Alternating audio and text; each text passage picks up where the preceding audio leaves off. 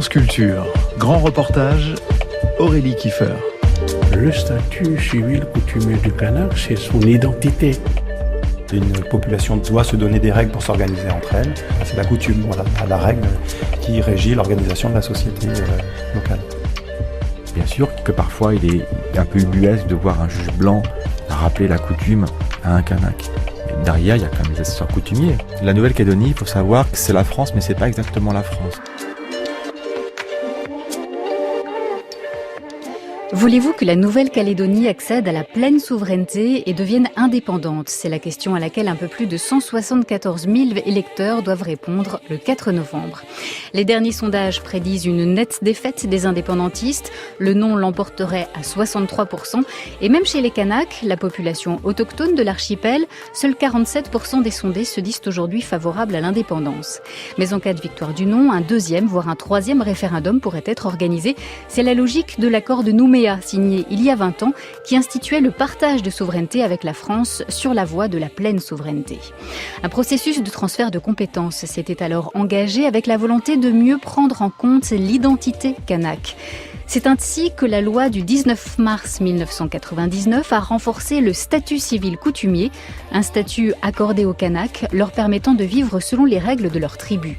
Pour les affaires familiales, les successions, les litiges autour de la terre, le droit coutumier se substitue au code civil et les juges formés en métropole s'appuient sur des assesseurs coutumiers pour s'y retrouver. Car la coutume ne s'appuie pas sur des textes écrits mais sur la parole et la Nouvelle-Calédonie compte quelques 300 tribus qui ne partagent pas toutes les mêmes traditions. Le droit coutumier favorise-t-il réellement le vivre ensemble ? Est-ce au contraire l'héritage d'une justice coloniale ? Justice en Nouvelle-Calédonie, le pari du destin commun, c'est un reportage signé Sarah Maquet.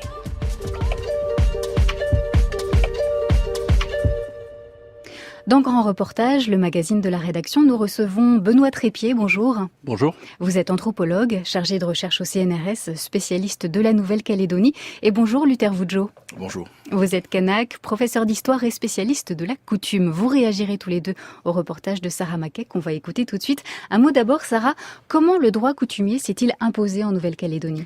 Alors, il faut remonter en 1946 pour répondre. La France, qui a pris possession de la Nouvelle-Calédonie en 1853, met alors fin au système de l'indigénat. Les Kanaks, population autochtone mélanésienne de Nouvelle-Calédonie, deviennent citoyens français. Oui, mais avec un statut civil spécifique, le statut coutumier. Alors théoriquement, une justice coutumière aurait pu se développer dès les années 50, mais entre le refus de certains magistrats de l'appliquer alors ou la réticence des Kanaks à s'en saisir, il a fallu attendre le début des années 90 pour que se développe vraiment la justice coutumière.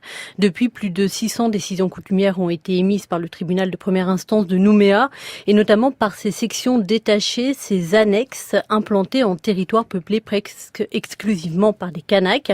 C'est le cas à Koné, au nord de la Nouvelle-Calédonie, mais aussi à Lifou, la plus grande des 3 îles qui forment les îles Loyauté, situées à une quinzaine de minutes d'avion de Nouméa. Et avec vous, Sarah, on va maintenant se rendre sur l'une des îles Loyauté, Ouvéa, où vous avez été accueillie par la tribu kanak de Gossana. Moi,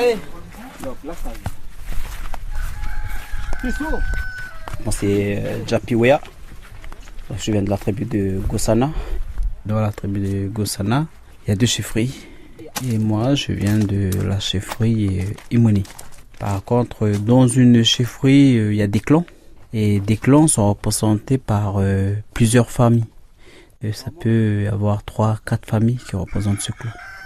Pour moi, quand je suis revenu ici au pays et venir ici à la tribu, c'est comme revenir et se ressourcer, me reconstruire moi pour que je sais d'où je viens, ma place au sein de la tribu, ma place coutumièrement, ma place au sein de la chefferie pour construire le pays. On arrive ici à Gossana et du coup il faut aussi faire une coutume. En ce moment on est dans une case traditionnelle.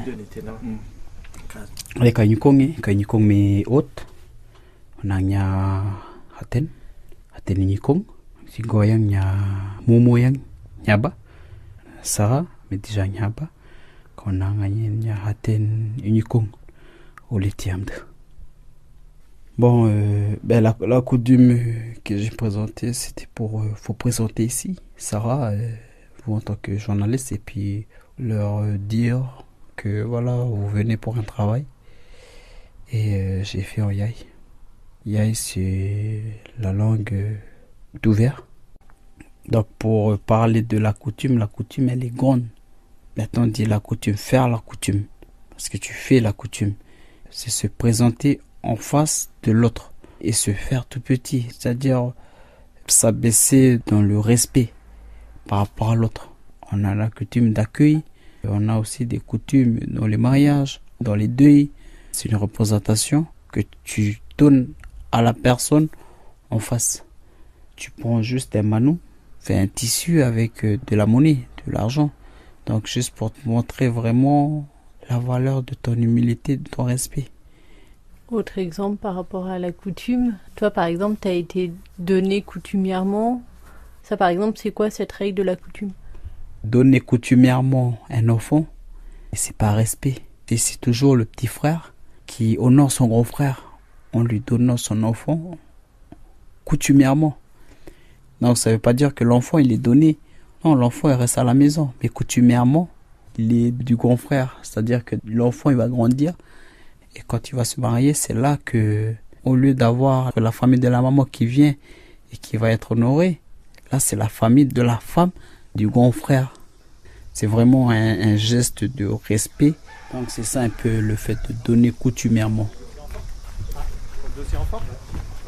Au tribunal, les audiences coutumières ne concernent que les affaires civiles, mariage, divorce, questions agraires, toutes régies par la coutume aux règles complexes. Un juge se déplace une dizaine de fois par an hors les murs, ici à la mairie d'Ouvéa, île de 3000 habitants, à plus de 90% kanak. Vous nous expliquez, donc c'est les parents qui ont tous les deux signé, vous nous expliquez, je voudrais annuler la délégation parentale envers mes beaux-parents afin de reprendre l'autorité parentale concernant ma fille. Les délégataires d'autorité parentale, qu'est-ce que vous en dites, puisque vous êtes les grands-parents de l'enfant? Qu'est-ce que vous nous dites dessus sur la demande des parents, madame? Non, nous, on n'a pas eu de problème parce que nous, on avait pris ça à une condition que comme maman est partie en formation, ben on l'a pris en attendant. D'accord. Si, voilà, on leur a dit que si un jour vous voulez récupérer l'enfant, ben vous la récupérez. Nous, avec nous, il n'y a pas de problème. Voilà. Monsieur, pareil? Pas de difficulté. Donc moi j'ai un acte de naissance en fait qui porte le lien de filiation à l'égard de la maman, mais a priori le procureur dit qu'il n'y a pas de lien de filiation à l'égard du papa. Vous êtes le papa de l'enfant, vous n'êtes pas le papa de l'enfant, c'est ce que vous êtes papa biologique, mais d'un point de vue coutumier, je ne vois pas le nom du papa sur l'acte de naissance. Ça veut dire que la reconnaissance du papa elle n'a jamais été portée à l'état civil coutumier. C'est pour ça que je vous demande si en termes coutumiers, les choses ont été faites en termes de coutume, de reconnaissance, de déclaration à l'OPC ou pas. Parce que c'est l'accord des clans, enfin voilà, c'est le chemin coutumier, vous le connaissez. Voilà, donc c'est la maman et son clan qui acceptent la reconnaissance du papa. Sinon, pour l'instant, c'est que madame, officiellement, qui est la maman. Il n'y a pas de papa dans le dossier, c'est ça ce que je veux dire. Le tribunal, je vous libère, vous pouvez disposer, monsieur Dard. Merci beaucoup. Moi, je suis Cyril Gory, voilà, je suis magistrat, je suis chargé de la présidence de la section détachée de l'IFOU au tribunal de première instance de Nouméa.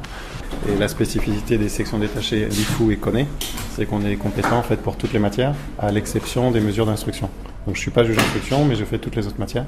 Donc je suis également juge des enfants, juge d'application des peines, JAF, juge des tutelles, en droit commun et en coutumier. Voilà, donc on fait tout ça, donc on a des audiences qu'on dit civiles ou pénales fourre-tout, où on fait toutes les matières, voilà.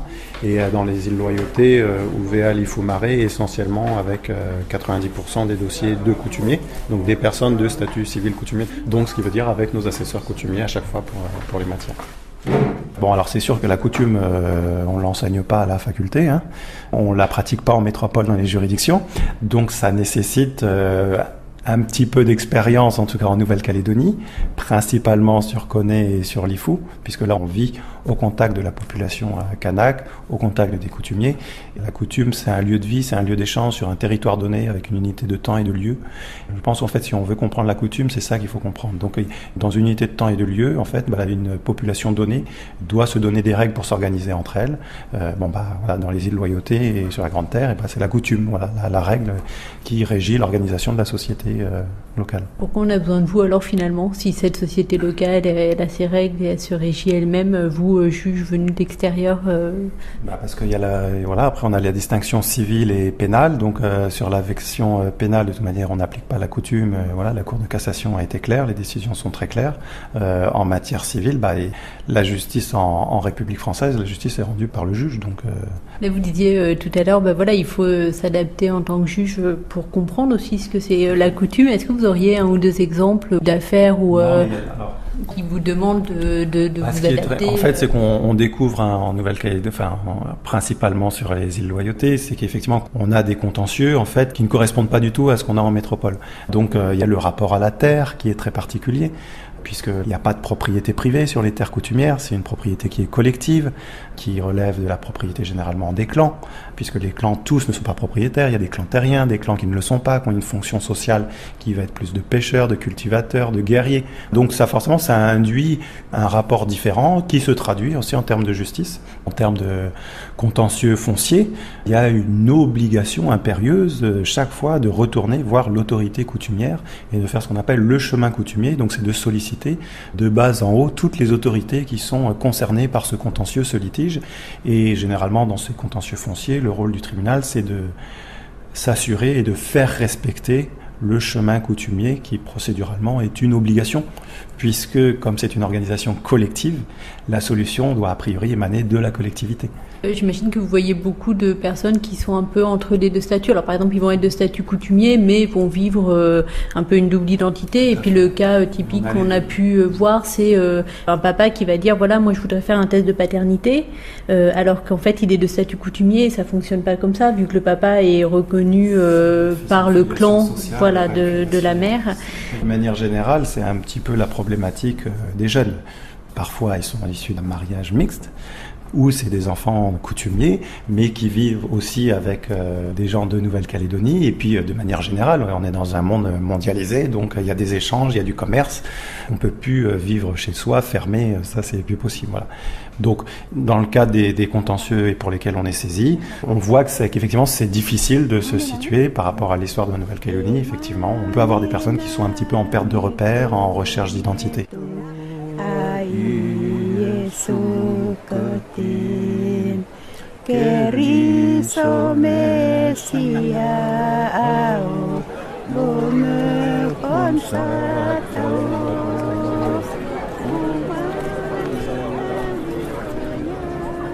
Nouméa, 100 000 habitants, dont 10 000 personnes, majoritairement des Kanaks, installés dans des cabanes de fortune dressées sur les collines de la ville.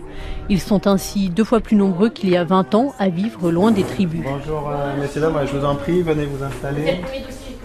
Audience au tribunal de Nouméa, plus exactement dans la bibliothèque. Les audiences coutumières n'ont pas de salle dédiée.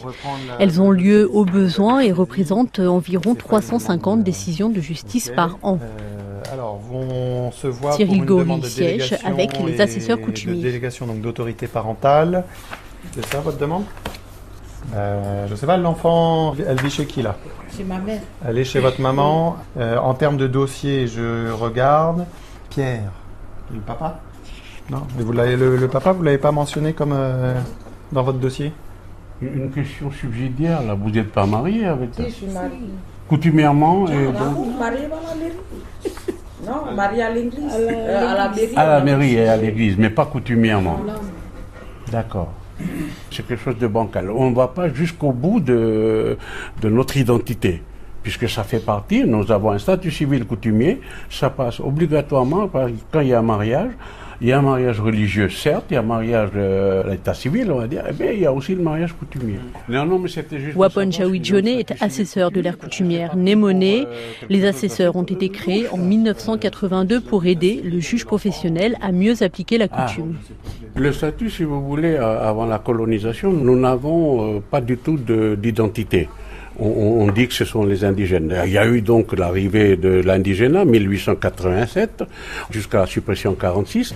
Et après, en 46, il y a eu la 4e République et en même temps la Constitution. Il y a eu un article 80, l'article 82, qui dit que on est devenu citoyen français, mais on garde un statut particulier.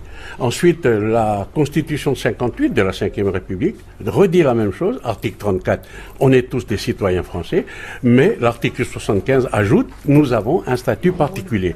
Et ce statut particulier s'est transformé en statut civil coutumier lorsqu'on est passé après l'accord de Nouméa, et on a donc un statut civil coutumier. Et la loi organique, elle, la loi organique, dans les articles plusieurs, 12, 13, 14, 15, dit que on a la possibilité maintenant d'opter pour le statut civil coutumier, même si on a été enregistré statut de droit commun. On peut changer de statut. On peut changer. Et ça se fait quand même régulièrement. Ah oui. Mais le président vous dira que c'était plutôt l'inverse. On a tendance à filer de l'autre côté. C'est pas beaucoup. Effectivement, ce qu'on constate, c'est qu'il y a plus de personnes qui demandent à sortir du statut coutumier pour opter pour le statut droit commun. En nombre, il y en a plus. Je dirais comme ça de l'ordre d'à peu près 80%. Essentiellement des femmes. Ça pose question notamment à quels sont les droits en matière de succession coutumière pour les femmes. Et le passage, le changement de statut pour revenir au statut coutumier, qui est déjà plus difficile parce que ça suppose d'avoir un lien de filiation avec de la famille qui est de statut coutumier. Voilà, donc les conditions déjà sont plus strictes, alors que pour venir en droit commun, c'est un droit. Et a priori, les textes ne disent pas qu'il faut même pouvoir le motiver. Et essentiellement, quand c'est motivé pour passer au statut de droit coutumier, c'est essentiellement pour des questions liées à la terre, liées à des positions claniques et coutumières. Voilà. Donc moi, si je me marie avec quelqu'un, avec vous par exemple, est-ce que je me marie avec vous, je peux pas. Est-ce que je peux changer et je peux prendre le statut de droit coutumier? Je peux jamais, dans toute ma vie, je peux vivre. Vous n'avez aucun antécédent kanak. C'est mes enfants et moi, je peux jamais être coutumière. Non, vous resterez statut de droit commun. Ça, tant pis pour vous. La nationalité, c'est pareil. La difficulté, c'est qu'en fait, le coutumier n'est pas le dénominateur commun, puisque pour faire des actes et relever du coutumier, il faut que toutes les parties soient de statut civil coutumier. Voilà. Et voilà, s'il y a un droit commun dans le mariage, dans un autre élément, et c'est le droit commun qui va primer. En fait, c'est idem que les règles d'accord féminin, masculin. Là, c'est le droit commun qui va primer. On respecte les personnes. Nous avons le plaisir d'avoir Maître Verdière. Un nouveau dossier. Non, mais pas pour le même. Pour le même, parce que on commet une erreur, monsieur est de statut de droit commun. C'est pour ça que j'ai demandé qu'une autorisation du clan de elle. Il n'y a que elle qui est statut coutumier. Donc ça veut dire que nous, on n'est pas compétents. On n'est pas compétents. Mais oui, mais alors si elle est quand même... Ben oui. Se marier droit commun. Cependant, on n'a pas une option, monsieur le président, une option entre choisir la juridiction quand il y en a au moins un de droit coutumier. Je dois obtenir l'autorisation du clan. 67, c'est le droit commun qui prime. Et vous avez là la règle du parallélisme des formes. Vous êtes marié en droit commun, vous ne pouvez pas annuler par du coutumier une décision de droit commun. Oui, mais madame, on ne demande pas une autorisation de son clan. C'est la première fois. J'ai tellement l'habitude du coutumier que du coup, quand il y a un coutumier qui est dans du droit commun, on ne demande pas d'autorisation. C'est le droit commun qui prime. Parce que même si les chefs de clan sont pas d'accord. Si c'est droit commun, après moi je connais tout par cœur. Après je connais. C'est quand c'est coutumier que je suis un peu troublée. Statut de droit commun ou de droit coutumier, la différence ne se voit que sur les actes de naissance. Alors pas toujours facile de savoir comment juger pour des magistrats ou des avocats formés au moins en partie en métropole. Donc je vais lui mettre maquet. Pour aider les nouveaux arrivants, il existe un site internet droit coutumier en Nouvelle-Calédonie. Voilà. Plus de 600 décisions de justice coutumière y sont recensées avec un lexique d'expression kanak. Étienne Cornu, maître de conférence à l'Université de Nouvelle-Calédonie, est l'un des responsables scientifiques du site. Alors le lexique terme coutumier permet une première entrée intéressante dans cette base. Donc on peut prendre une expression et en fait on peut comme ça découvrir des expressions, des mots qui ont un sens particulier dans le droit coutumier, qu'on n'a pas inventé nous-mêmes. C'est pas nous qui avons, par rapport à ce mot, proposé une définition. Ça recense en fait l'utilisation de ce terme-là, une définition qui en est donnée par les documents collectés, donc par les décisions de justice ou par les documents comme la charte du peuple kanak ou des lois du pays. Et par exemple, entre autres exemples, on a une expression qui est intéressante, donc vivre du même côté du tas d'igname, qui a été utilisée, expression qui a été utilisée, on la voit ici, par une décision, un arrêt rendu par la Cour d'appel de Nouméa le 7 novembre 2011, dans le cadre d'un mariage. Qu'est-ce que ça veut dire, cette expression-là? Ça parle des conditions du mariage. Quand on se marie, il faut être de deux clans différents. Dans la cérémonie du mariage, on fait la coutume. On dépose ce qui sert pour la coutume, donc des nattes, on dépose des ignames, etc. Et chacun se met derrière l'offrande qu'il fait, chacun de son côté. Et donc, pour se marier, on ne peut pas se marier en vivant du même côté du tas d'igname. Vivre du même côté du tas d'igname, c'est-à-dire être du même clan. C'est deux clans forcément qui se rencontrent. Et donc ça montre que le mariage, c'est forcément un mariage entre deux personnes de clans différents. Et c'est ça que veut dire cette expression-là. Très imagée, mais qui se rapporte à l'événement coutumier. Donc il y a plein de choses comme ça.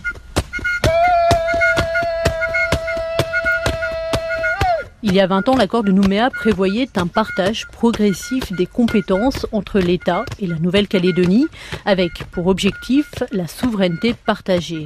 Aujourd'hui, le transfert de compétences a pris du retard. Pour l'assesseur coutumier Wapon Jawid-Djoné, l'objectif du destin commun est loin d'être atteint.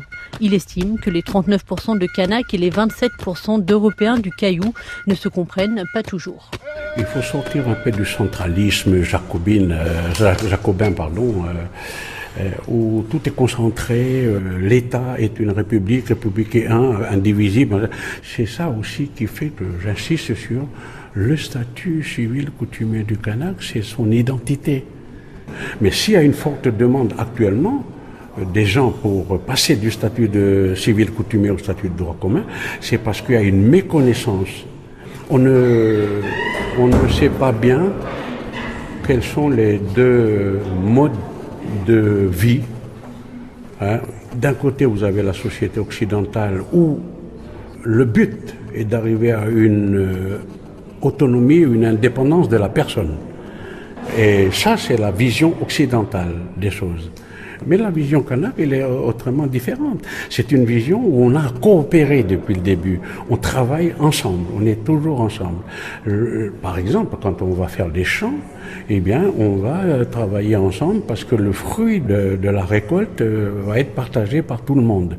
Et donc, c'est une autre vision des choses. C'est quoi la meilleure vision? C'est chacun qui voit midi sous son cocotier, comme dit mon cousin. Et le danger actuellement, c'est que on ne sait plus sur quel pied danser. Est-ce qu'il faut préserver cette vie en coopération ou est-ce qu'il faut privilégier l'individualité? Voilà. Mais pour être indépendant, il faut qu'on soit indépendant dans sa tête également. Il faut qu'on soit libre de choisir, libre de décider qu'est-ce qu'il faut prendre, qu'est-ce qu'il ne faut pas prendre. Là, on arrive dans les échéances, il faut savoir comment on va s'organiser, mais avec qui on va construire le pays. Alors c'est vrai que je trouve un peu dommage que nous avons signé l'accord, on a signé l'accord de Nouméa en 98, et que 20 ans après, on se pose encore la question de comment vivre ensemble, alors que ça devait être réglé depuis très longtemps. Et donc, c'est pour ça qu'il va falloir faire de nouveau beaucoup d'efforts pour dire comment on va vivre demain. On va vivre demain avec ceux qui ont envie de partager les choses du pays, mais débarrasser également de tous les démons coloniaux, parce que ça, c'est des petits démons qui nous ont fait beaucoup de mal.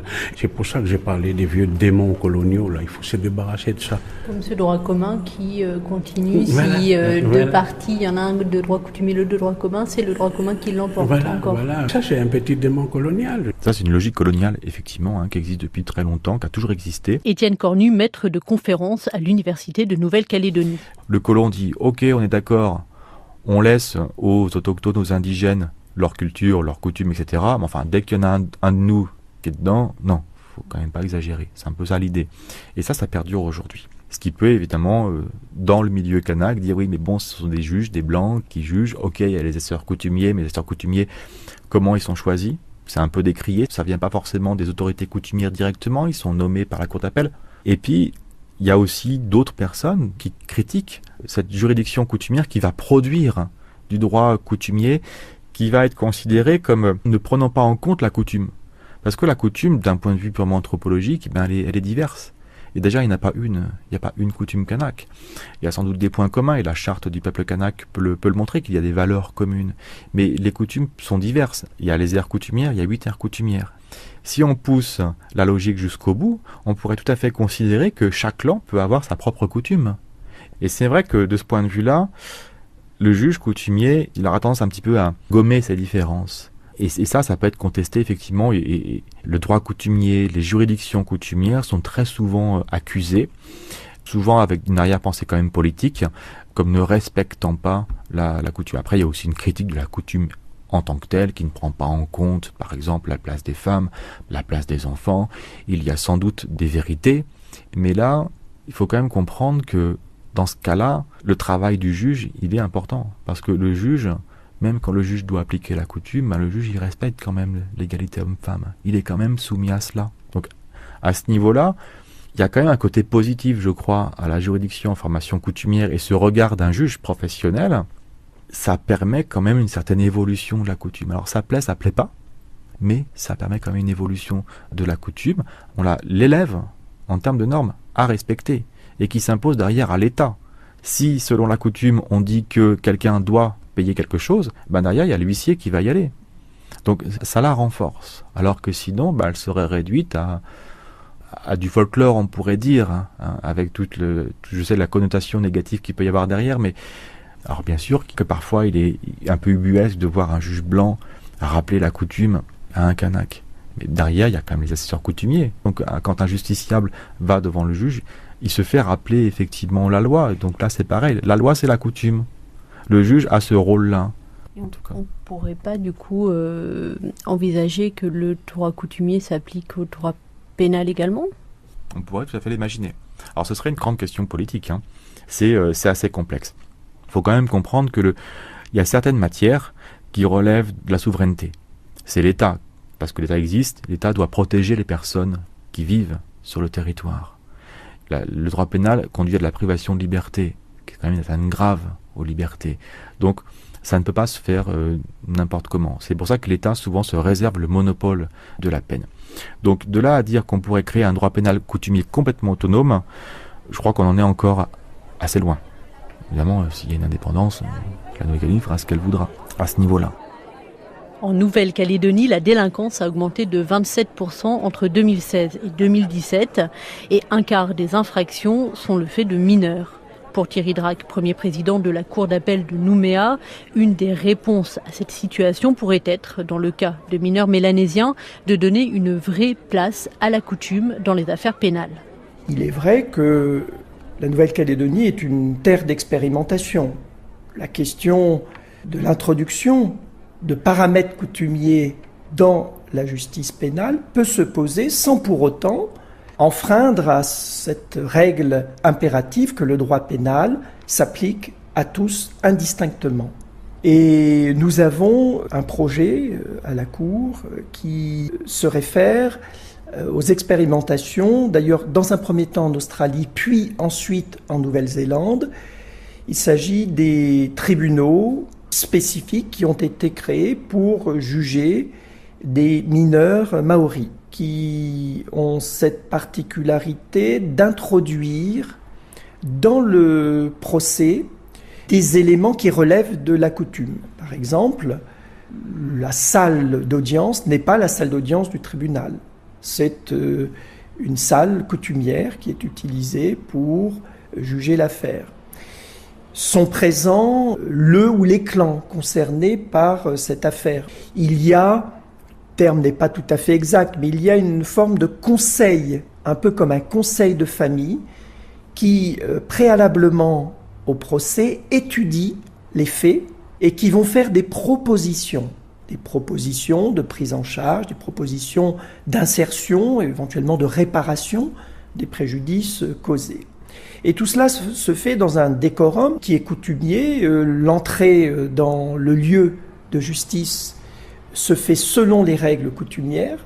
Donc, on replace le jeune, qui d'ailleurs se présente selon les règles coutumières. Je viens de telle montagne, je suis rattaché à telle terre, à telle rivière, etc., avant de dire comment il s'appelle. Donc on le replace dans son milieu culturel d'origine, en présence de membres de clans, de sa famille, mais néanmoins, la décision est rendue par un juge professionnel, et j'avais trouvé que cette combinaison était extrêmement intéressante, puisque ce que l'on constate, eh bien, c'est que l'une des raisons de la délinquance de jeunes mélanésiens en Nouvelle-Calédonie, c'est la perte des repères culturels. Cette expérience, qui est inscrite dans le paysage judiciaire néo-zélandais, elle a pour vocation de réparer cette perte de repères, tout en maintenant une cohésion de la société, puisque c'est la vocation du droit pénal de maintenir cette cohésion. Voilà, vous écoutez Radio Chido. Eh bien, nous sommes donc le vendredi à tous et toutes. Eh bien, bon début de week-end. Et puis, si vous êtes sur les différentes routes de Kanaki, prudence, encore une fois, prudence sur les routes. Jusqu'où l'État peut-il laisser la justice ou un autre de ses pouvoirs régaliens s'accommoder de la coutume kanak ? La question, à 2 mois du référendum d'autodétermination, reste ouverte. Mathias Chocha, agrégé de droit public proche du parti indépendantiste FLNKS. La difficulté, c'est ce qu'on appelle le pluralisme juridique. C'est-à-dire on se retrouve avec une population d'un même pays qui a des statuts juridiques différents. Donc il faut organiser une cohabitation pacifique entre les différents statuts. Une des réflexions en ce moment, c'est autour de la notion d'ordre public. Après tout, on demande aux chefs et aux grands chefs des tribus ou des districts d'assurer l'ordre public. Mais c'est une compétence de l'État. Donc je crois qu'une réflexion pourrait avoir lieu pour que les autorités coutumières puissent devenir aussi des autorités de police administrative en concertation avec l'autorité de police municipale. Je pense que l'intérêt général y gagnerait, l'ordre public aussi dans les tribus. Donc il faut regarder ça avec attention, avec quand même la perspective du destin commun. L'accord de Nouméa, il fixe la perspective d'un destin commun entre le peuple kanak et les autres communautés qui forment la Nouvelle-Calédonie. Donc il ne faut pas non plus vouloir que tout soit régi par la coutume, sinon on aboutira à une séparation des populations. Donc il faut faire ça dans la concertation et dans un accord général des populations. Donc c'est difficile et c'est long. Est-ce que c'est le meilleur exemple pour l'instant, vous parlez du destin commun, de ce qui se fait justement là dans une vraie création ensemble de quelque chose de nouveau ? Alors, il y a un aspect très intéressant dans la reconnaissance de la coutume en Nouvelle-Calédonie. Le contre-exemple, c'est Mayotte. À Mayotte, on a départementalisé, on a nié la coutume. Du coup, les gens vivent dans une sorte de schizophrénie permanente. Ils sont mariés pour l'état civil français et dans la coutume, ils vont avoir une autre épouse ou une deuxième épouse, etc. Et donc, l'état civil ne correspond plus à la manière dont vivent les populations. Alors ça, c'est la négation du pluralisme juridique. Après, il y a une autre solution, comme ça a été fait en Polynésie. En Polynésie, à l'époque triomphante du gaullisme, on a décidé très largement d'abroger le statut coutumier. Bilan, les Polynésiens continuent à vivre selon le statut coutumier sans qu'il y ait interaction entre le statut civil et le statut coutumier. Et ça génère des conflits permanents. En Nouvelle-Calédonie, il faut dire que les populations étaient caricaturalement séparées. Eh bien, on a décidé d'organiser la relation, une relation pacifique entre la coutume et les règles du droit dit commun, on dirait civil ou civiliste. Et c'est en ça que l'exemple calédonien est pertinent. Et donc l'accord de Nouméa, il organise un transfert progressif finalement de la souveraineté au pays à la manière anglo-saxonne, de manière irréversible, pour aller vers la pleine souveraineté dans le cadre d'un accord d'association avec la puissance administrante. Au fond, c'est ça le modèle. Et aujourd'hui, la question est de savoir si on va au bout de cette logique ou si on essaye d'en sortir. Mais ce que ne font pas nécessairement les anglo-saxons, c'est qu'on a mis au bout un référendum, qui est un processus binaire et bloquant, dans un processus qui devrait être progressif. Chez les anglo-saxons, on a plutôt tendance, 20 ans à l'avance, à dire à telle date, on descend les couleurs, vous serez indépendant. Ça force les gens à travailler eux-mêmes en accord et à discuter avec la puissance administrante de manière constructive, parce qu'on sait qu'à un moment on bascule. Et malheureusement, en ayant inséré au bout du processus un référendum, on tend à crisper les gens sur une question binaire, donc on perd beaucoup de temps et d'énergie dans des débats inutiles. Un petit pays de 280 000 habitants a beaucoup de mal à gérer seul, police, justice, et c'est nécessaire qu'il y ait de toute façon une partie des compétences régaliennes qui puisse revenir à la France, dans le cadre d'un accord d'association. Donc à un moment, il faudra trancher le nœud jordien, c'est-à-dire la France devra dire oui ou non ce territoire a vocation à l'indépendance. Donc il y a quand même si le processus est positif, un vice de construction dans l'accord de Nouméa qu'on n'arrive plus à surmonter.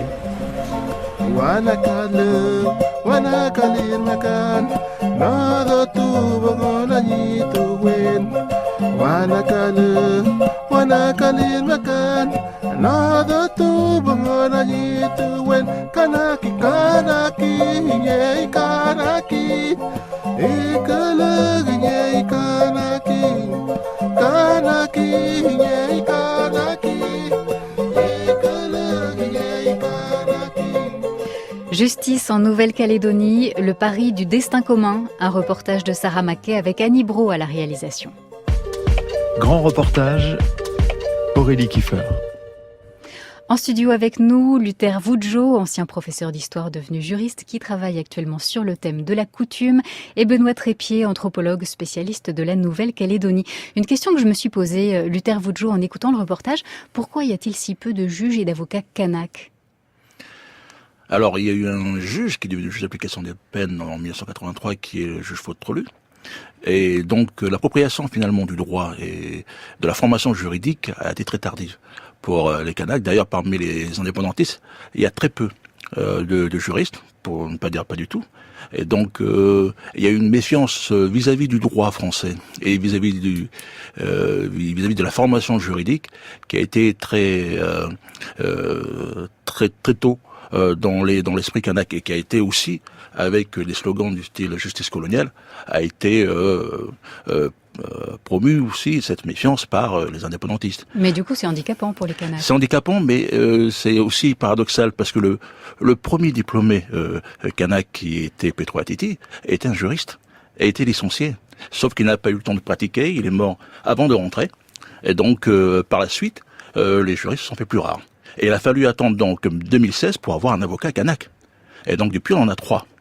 Et donc ce rapport finalement avec le droit que l'on a ressenti dans le reportage, qui est assez admirable, je peux bien le dire, donc et un rapport aussi avec l'histoire et du ressenti fréquent des populations des Kanaks vis-à-vis du droit. Et donc il y a une persistance finalement de cette relation de méfiance qui se traduit aussi donc dans la justice, ce qui est normal.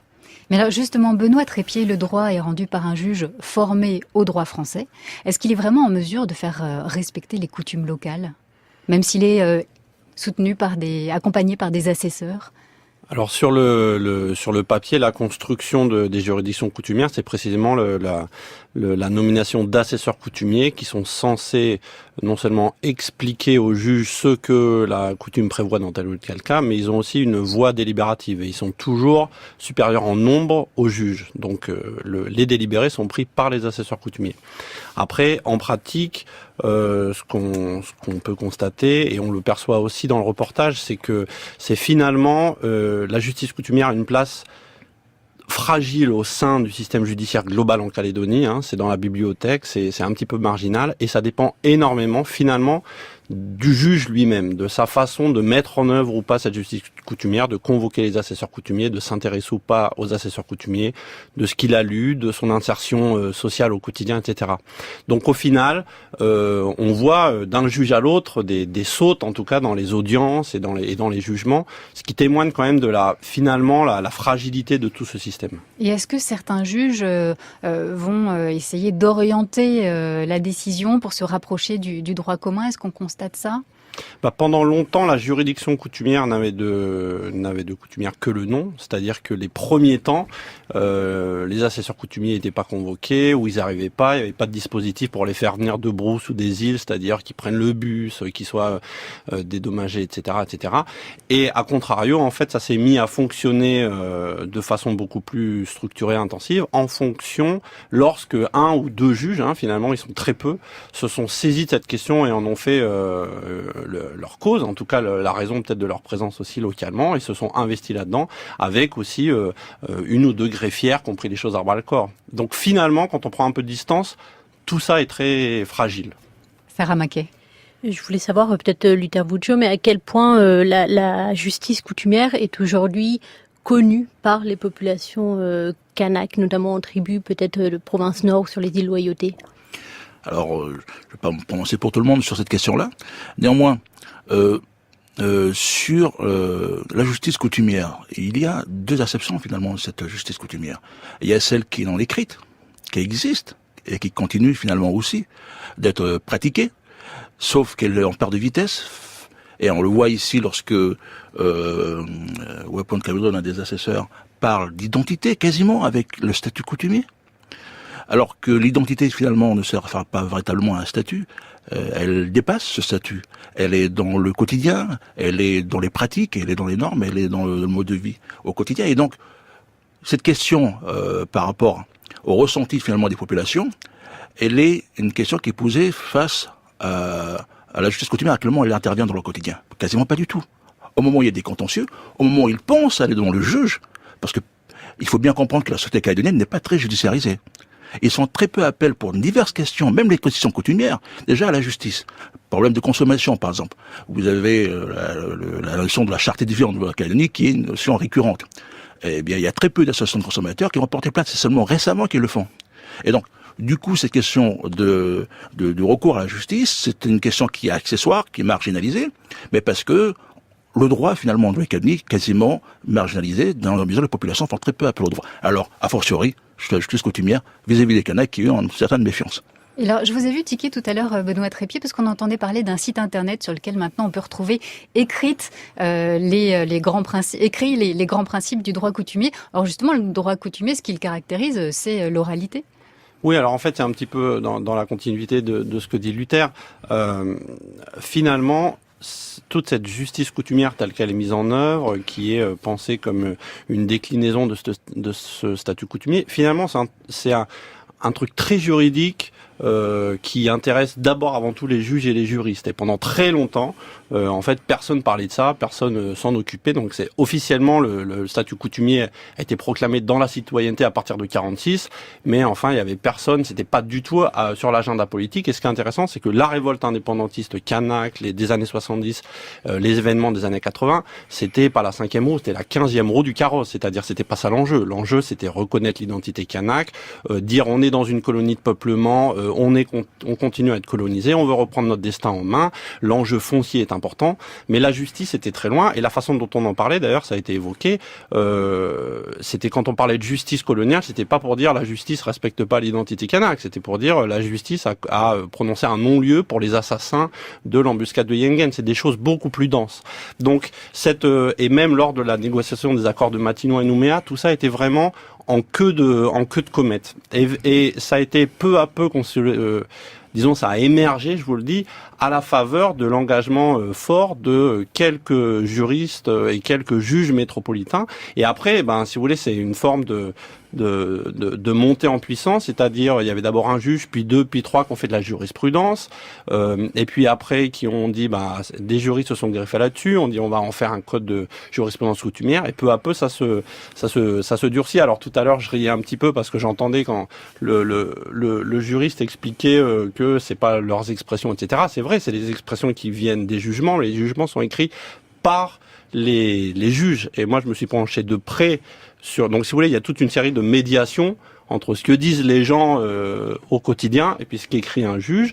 Donc, ça peut être ce que lui disent les assesseurs coutumiers. Ça peut être aussi ce qui va puiser dans la littérature ethnologique plus ou moins anciennes, etc. Donc c'est vrai que on voit émerger quelque chose comme si c'était l'expression juridique de la coutume kanak dans toute son essence atemporelle, alors qu'au final c'est le résultat d'un processus d'écriture tout à fait social et situé dans le temps. Et vous dites qu'il y a même des cas de surinterprétation problématiques? En tout cas, c'est le risque que ça court. En fait, cette justice coutumière est prise enfin, il y a deux écueils et c'est très difficile pour eux de naviguer parce que c'est soit on dit en fait on rend la justice à la française, assimilationniste, et on voit pas du tout qu'on n'est pas effectivement en Bourgogne ou en Alsace-Lorraine, ou à l'inverse on se dit mais c'est la culture kanak, ça n'a rien à voir, et surtout en fait, et là le risque, c'est de figer les gens dans une définition culturelle qui correspond pas à leur vécu. Et en fait, avec l'idée que finalement la coutume, l'identité, la culture kanak, ça bouge pas, ça se transforme pas, c'est imperméable au temps. Alors que ça fait plus de 150 ans que malgré tout, c'est une colonie française de peuplement, il y a toutes sortes d'interactions et les choses changent. Et c'était Tjibaou lui-même qui disait notre identité, elle est devant nous. C'est-à-dire que ce qu'on est nous aujourd'hui, nos arrière-grands-pères, ils pourraient dire mais les gars, vous êtes plus du tout, etc. Mais c'est un petit peu pareil pour toute identité culturelle, quelle qu'elle soit. Luther Vougeot. Oui, tout à fait. Et pour aller dans le sens de Benoît, c'est en fait encore une forme d'appropriation du droit par rapport à la coutume. Et donc, les principaux vecteurs actuellement sont les juges. Mais dans le droit, il y a plusieurs autres sources finalement d'appropriation. Il y a la doctrine. Donc, on essaie d'en faire une doctrine finalement par rapport à cette jurisprudence. On essaie aussi de la pratiquer. Donc, il y a les praticiens, il y a les théoriciens, et il y a ceux qui les vivent. Et donc, le travail d'appropriation finalement des juges, il correspond à leur formation juridique. Néanmoins, lorsqu'on regarde bien ces difficultés finalement de l'oralité, la difficulté de définir l'identité kanak, la difficulté finalement de pouvoir mettre des règles et des normes, c'est parce qu'il n'est pas du ressort du juge. Il y a aussi un troisième acteur qui est celui du législatif normalement, qui intervient aussi dans la norme juridique. Non, c'est sa qualité première, mais ce que je veux dire, ce qui n'existe pas dans la coutume. Les principaux auteurs, finalement, acteurs de la coutume, ce sont les chefs coutumiers, ce sont même les coutumiers eux-mêmes. Et donc, ces éléments qui échappent forcément au juge, qui n'a pas la petite lorgnette, finalement, essayent finalement de définir une réalité qui lui échappe totalement. Et donc, on est dans cette configuration-là. Et donc, par rapport à cela, à mon sens, ce ne sont pas les juges qui devraient le faire, ce ne sont pas les assesseurs coutumiers qui devraient le faire, et d'avoir une doctrine de penseurs, d'intellectuels, qui se saisiraient finalement d'une coutume avec le Sénat coutumier, et qui pourraient à ce moment-là définir des véritables aspects de la coutume qui pourraient être repris, car il y a un élément qui est très juste de la part d'un des juges, qui disait que le juge, tu l'as dit Benoît, le juge a tendance à figer les choses dans la norme. Sauf que parfois, quantitativement, lorsque vous avez par exemple une région qui est concernée beaucoup plus par la jurisprudence, on va prendre Marais. Le juge tout à l'heure, lorsqu'il parlait du Tadignam, c'est spécifique à la région de Marais. Au nord, ça ne vit pas exactement comme cela. Mais alors, il n'y a pas un droit, mais des droits coutumiers, et ça, c'est très important de le souligner. Il n'y a pas une coutume, il y a des coutumes. Et donc, il faut bien comprendre que les indépendantistes ont créé le kanak. Donc, lorsqu'on pense à un kanak, on pense finalement à une coutume. Alors qu'auparavant, avant que le terme de kanak était péjoratif, avant devienne finalement une revendication indépendantiste et revêt à chaque fois une réalité physique culturelle auquel on peut redonner plein d'aspects, eh bien, c'était des Mélanésiens des îles du Nord avec chacun aussi leur mode de vie. Lorsqu'il parlait des coutumes aussi, il a bien compris. Il y a cette approche-là, en fin de compte, qui pour moi ne dépend plus du juge. Mais alors vous dites ce serait bien de s'appuyer notamment sur le Sénat coutumier. Moi j'ai entendu dire qu'il était assez critiqué, ce Sénat coutumier, Benoît Trépied. Alors ce qui est compliqué dans l'histoire, parce qu'en fait on voit aussi que tout ça c'est quand même des histoires très politiques, institutionnelles, hein. On n'est pas avec des gens au fin fond d'une fantasmée tribu immémorielle, hein. Ce sont quand même avant tout des institutions de la République, le Sénat coutumier créé en 98, le Palais de justice, etc. En Calédonie, une des spécificités, c'est que, enfin c'est peut-être pas si spécifique à ça la Calédonie, mais il y a différents types de porte-parole kanak, de représentants kanak. Il y a les élus politiques qui sont élus en particulier dans les circonscriptions où la population est quasiment kanak, ou entièrement ou presque. Donc il y a les élus politiques, les militants politiques, et puis il y a cette figure des coutumiers. C'est une vieille histoire parce qu'en fait dès l'époque coloniale, la puissance coloniale a dit on va désigner des chefs, c'était le terme petit chef, grand chef. Déjà ça a posé problème parce qu'il y a des gens qui ont dit attendez, eux c'est pas les vrais chefs authentiques. Alors des fois c'est les vrais, des fois c'est pas les faux. À partir de 46, ils deviennent citoyens, il y a le droit de vote et émerge une nouvelle catégorie de représentants politiques, c'est les élus.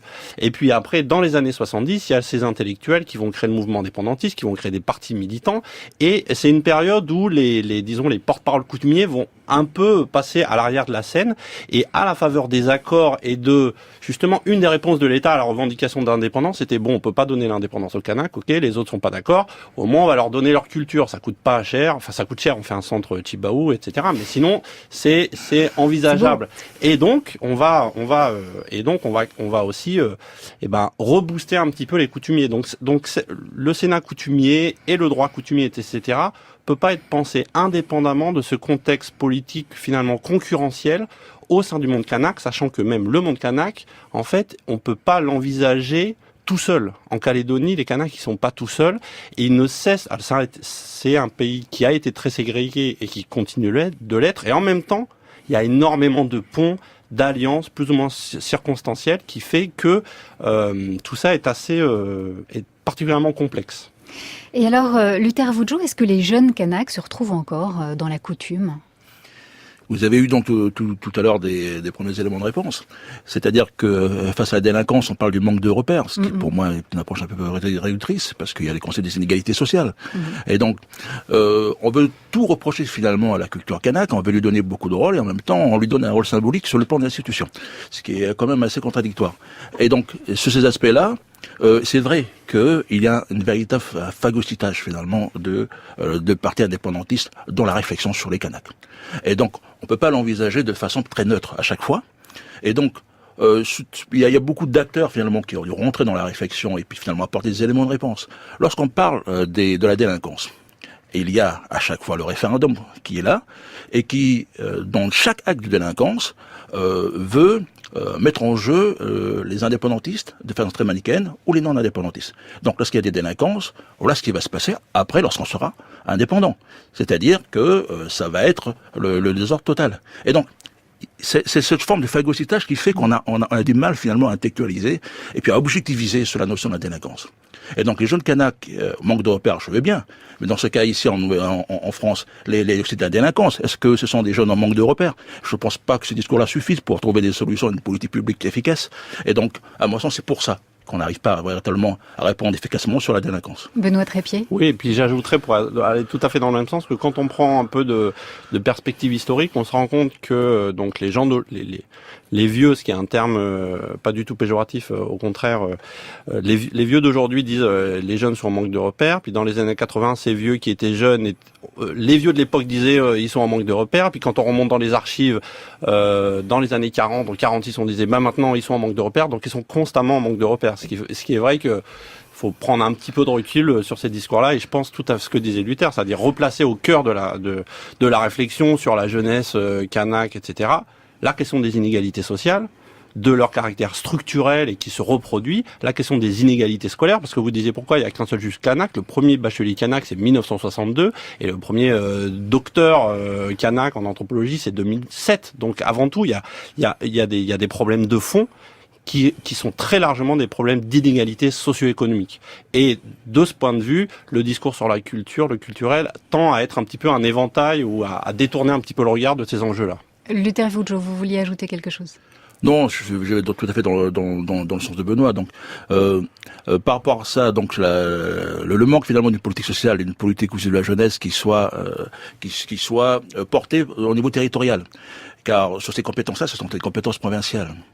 Et donc, parler finalement d'une politique d'insertion, parler d'une politique de la jeunesse, et puis on le voit actuellement, la campagne contre la délinquance, c'est des campagnes zéro tolérance.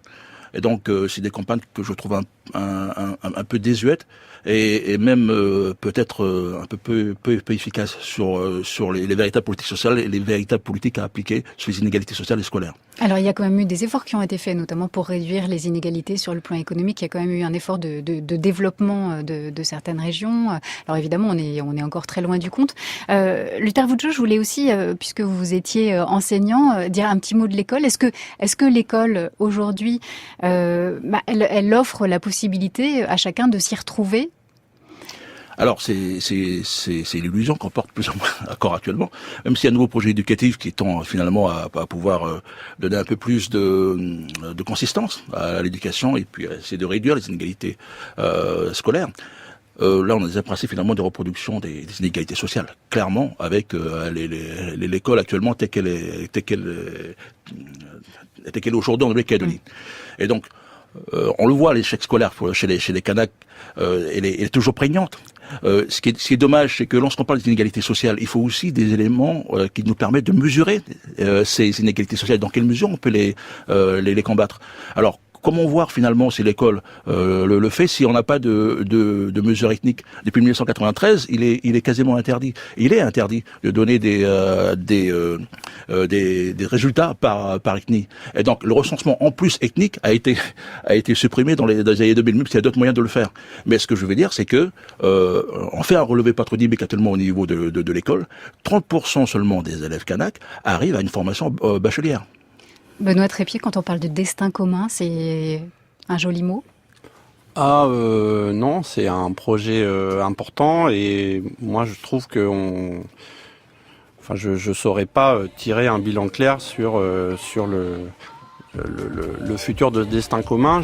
C'est-à-dire qu'il y a plein de questions en jeu, mais en gros en Calédonie, c'est soit ils trouvent un moyen de vivre ensemble, soit ils meurent ensemble. Donc, à part le destin commun, je vois pas quelle est l'issue. Et de ce point de vue-là, on peut se poser des questions sur la solidification d'une division binaire entre, en l'occurrence, droit coutumier et droit commun. Merci Benoît Trépied, merci Luther Woudjo. Justice en Nouvelle-Calédonie, le pari du destin commun. Le grand reportage de cette semaine était signé Sarah Maquet, réalisation Annie Brault avec Jean-Guilain Meige à la technique. Vous pouvez bien sûr réécouter et podcaster l'émission sur franceculture.fr.